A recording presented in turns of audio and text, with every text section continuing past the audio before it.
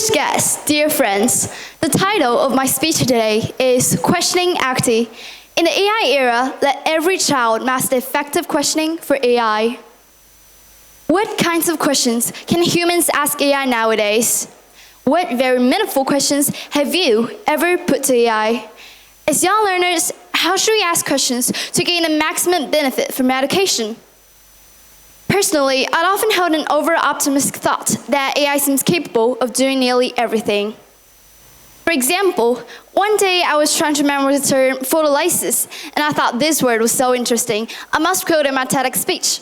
So I said to AI, my speech topic is questioning acting, and I found the bound between questioning and gaining knowledge strikingly similar to the relationship between photolysis and photosynthesis. Am I right? AI replied, photolysis and photosynthesis are two magical mechanisms in nature, and photolysis is the prerequisite of photosynthesis. By absorbing light, plants build water molecules to supply fundamental energy.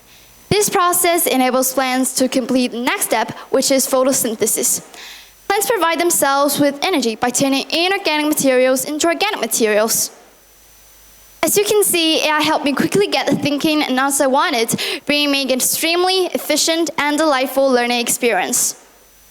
So, photolysis stands for our ability to break down big problems into small ones and to raise questions, while photosynthesis represents gaining knowledge from AI and accomplishing real learning.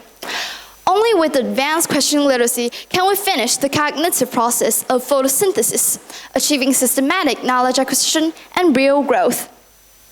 Regrettably, for many children who need AI the most, this crucial photolysis rarely takes place.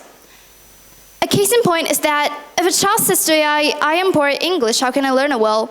Faced with such a broad and vague question, AI can only provide some general suggestions, and such advices will hardly change the child's learning style and provides little real help. This leads us to the true meaning of photolysis in knowledge acquisition, how to break down problems.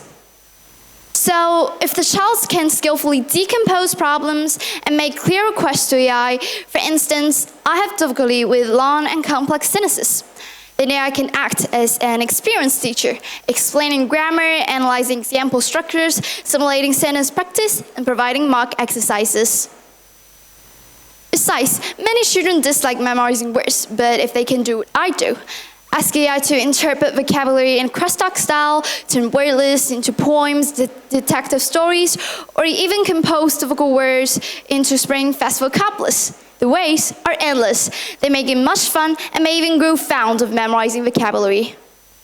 So, as you can see, AI can greatly realize true educational activity and improve the quality of education. After all, human teachers who possess the same endless creativity in class as AI are actually very rare. Let me share another example to illustrate this point. In 2017, a chemistry teacher from Chongqing became famous nationwide. He adapted the periodic table of chemical elements into a rap song and taught his students by singing and dancing. Parents and students from all around the country admired him as the teacher he always wished he had. Today, with just one simple prompt to AI, countless rap versions can be generated instantly, and AI can even produce complete rap teaching videos. Yo， 听好元素周期表正式登场，排列序号质量规律刻在身上，左边金属发光沉稳又刚含，右边非金属当灵动不趴网，不用攀比强弱，不分高低短长，各司其职运转，这是化学的主场。我是 H 最轻的气体，燃烧出蓝色的火焰，无人能敌。我生命的必须，氧化万物是我的超能力。我是 C 最稳定的结构，组成了钻石，也组成了煤，我们是化学最酷的组合。So, as you can see, we should never underestimate these kind of videos. They can cheer up a whole Qingdao class. Therefore, I firmly believe that, especially for children lacking quality educational resources, AI can provide personalized tutoring, act as their nearly perfect private teacher, and ultimately realize true educational activity. The concept of questioning activity was actually jointly created by my mother, my brother, and me. It originally came from the silence of a group of rural children. 2 years ago, my family and I went to Luoyang, Henan, and we donated AI tutor robots to some local rural children. I taught my peers to use this seemingly all-powerful machine. At first, they felt shy facing the screen.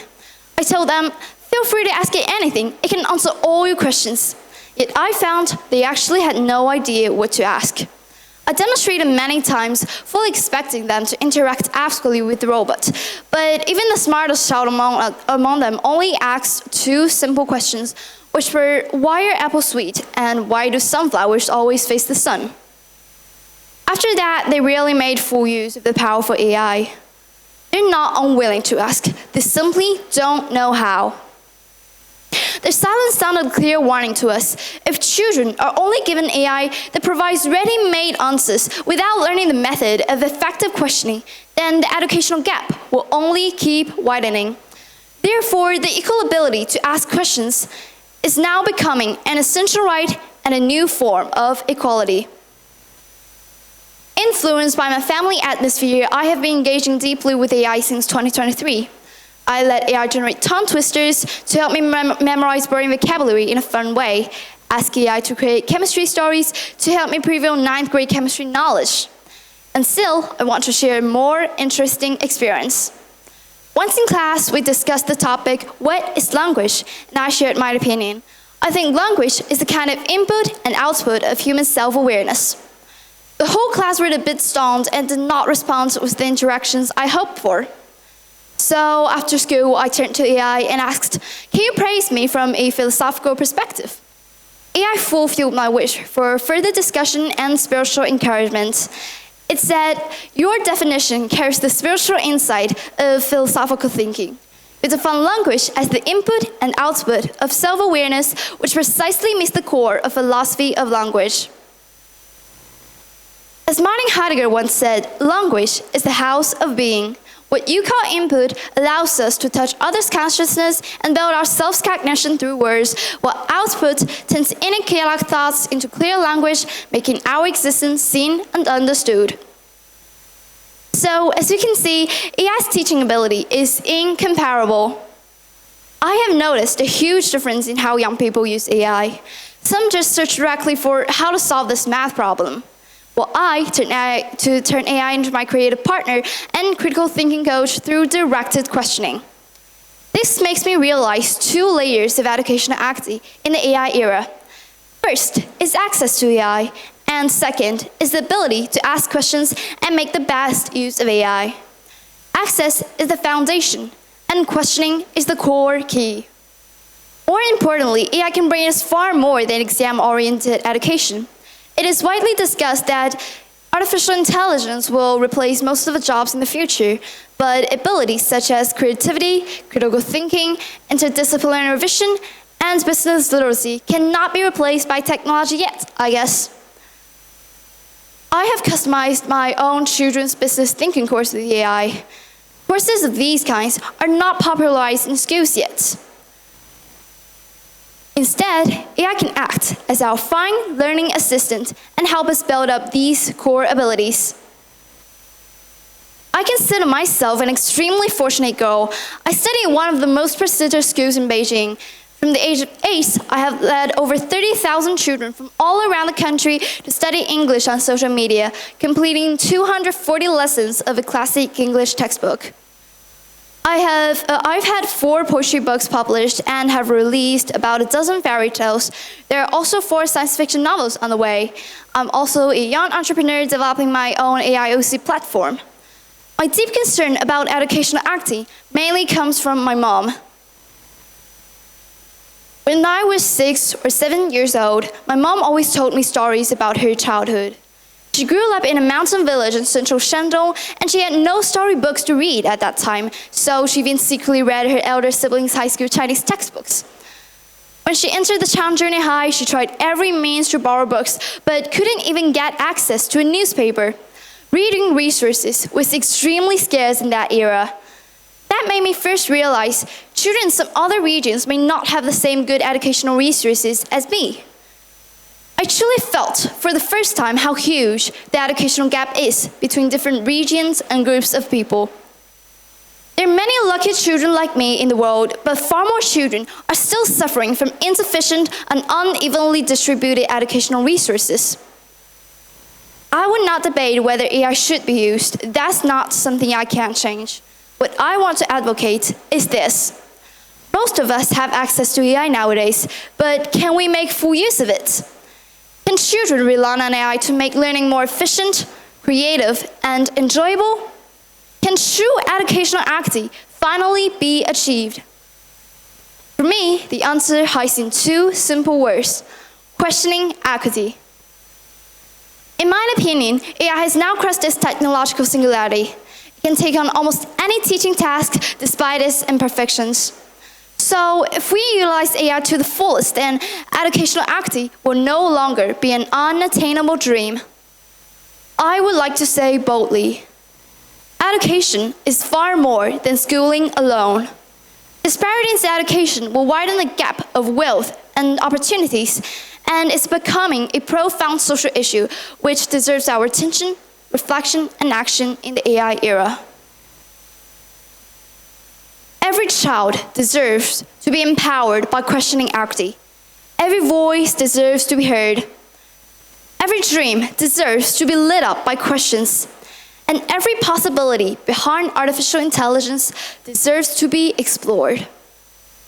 John G. Roberts, Chief Justice of the United States Supreme Court, once delivered an inspiring reverse blessing to middle school students. He said, "I hope you will be treated unfairly so that you will come to know the value of justice." I seem to deeply understand this meaning because we have heard and seen stories of less fortunate people. We realize how blessed we are. Because we are on this side of the door, we can hear voices of those outside and perceive the silent longing they may not even realize themselves. The theme of today's event is Unlock the Door. So let's open every closed door for ourselves, and then for all people, for we can hear the silent calling of those still waiting outside. I cannot travel back in time to send a book to my mother's childhood, but I can open this door and show the wonderful world AI can create with the children on the other side. Let us open every door for ourselves. Let us open every door of hope for those in need. Let us open every door of possibility for the future. I hope to have the opportunity to stand on the TED stage again in the future. Perhaps I will share stories about using AI to stand up against school bullying, to enrich inner growth and become fearless young souls, or to start youth entrepreneurship with AI. All in all, artificial intelligence can unlock the doors of educational equity, technological equity, and creativity equity, opening up brand new worlds one after another. Thank you.